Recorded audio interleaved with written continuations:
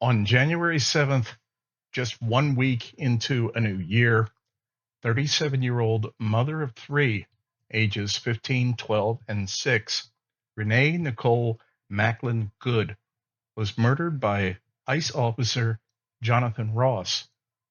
And make no mistake, this wasn't a tragic accident. She was murdered, pure and simple. So what I'm going to try to do here is try to take something horrible and turn it into something good. Because that's the only thing a human being can do when you're confronted with complete fucking insanity.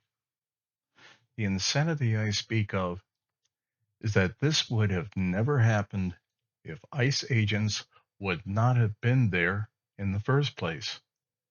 And that wouldn't have happened had they not been ordered to be there. If a certain narcissistic prick with visions of ruling America as king would not have given that order, but like every other dictator, past or present, they absolutely love to see people suffer. And the more that suffer, and preferably die if possible, the better. So, as I said before, if ICE agents would have never been there, Renee Nicole Mlin Good would be alive today. But her murder does not have to be without consequence, that she did not die in vain. As you can see, I have a picture and a very famous quote from Martin Niemöller, a German priest who lived during the horror of Nazi Germany. I hope you read it 1,000 times if necessary, because the words he speaks are just as relevant today as they were over 80 years ago. Eventually, they will come for you.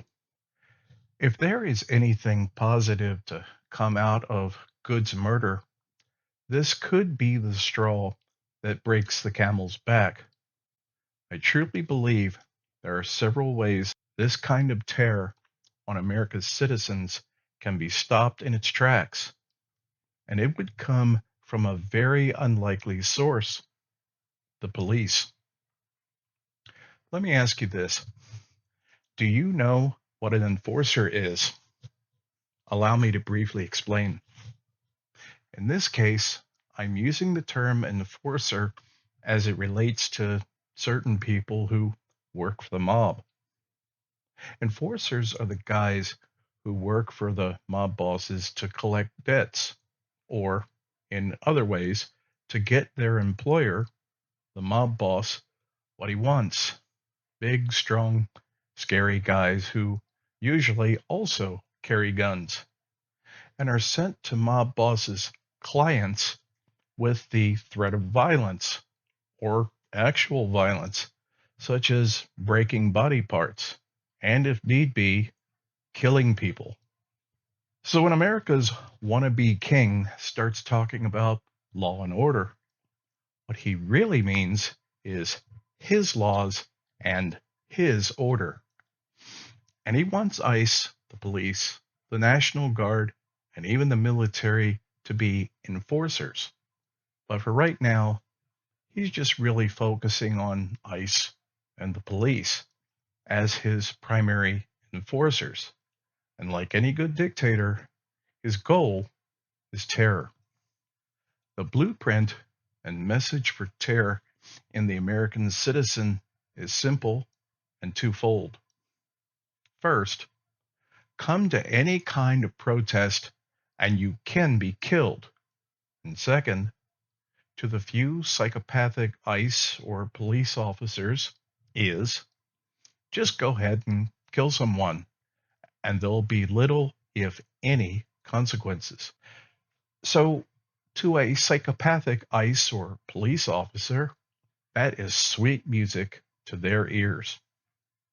But what's been demonstrated throughout the history of the many narcissistic and psychopathic dictators is that normal people do not like making other people, especially vulnerable people, suffer, and they especially don't like killing people.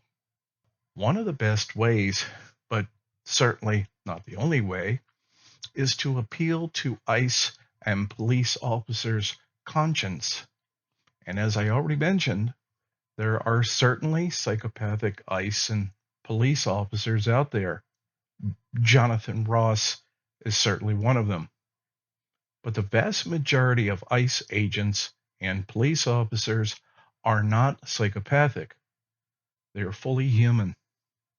And if there's one thing you can count on, Jonathan Ross's fellow ICE officers who were there when Ross fatally shot Good know he murdered her. And let's just say those fellow officers who are normal and have a conscience won't exactly be having warm and fuzzy feelings towards him. The fact is, our wannabe dictator is doing everything in his power to intimidate and frighten citizens because he knows that large crowds of very unhappy citizens is a potential powder keg waiting to explode. So just to help that potential explosion along, throw in a whole bunch of ICE agents and or police, and something violent is bound to happen, which is what he wants. Because then it gives him the opportunity and excuse to clamp down with even more authoritarian fear and terror on the citizens. It's a vicious cycle that's been part of the dictator's playbook for a very long time. That is, it works until the citizens figure this game out. If you're going to protest, the signs you need to be carrying are messages to the police, begging them, if necessary, to stop threatening you, arresting you, and certainly not to fucking kill you.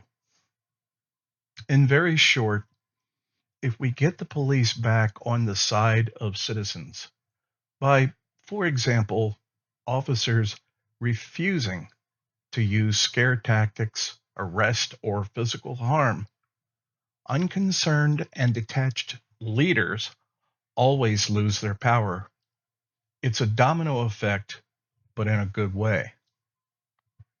Because if, for example, the police would do what I just suggested and actually go into solidarity with the terrorized citizens, what's a wannabe dictator going to do? Send in the military to arrest or even shoot the police? I don't think so. I'm going to wrap this up now, and I just wanted to say that although I don't claim that I know for certain my suggestions on what can be done would actually work, but what I do know for certain is if we do nothing, the situation is only going to get worse. And this is my way of trying to do something, however small, to let the world know that the murder of a woman I never knew is not forgotten and there will be consequences.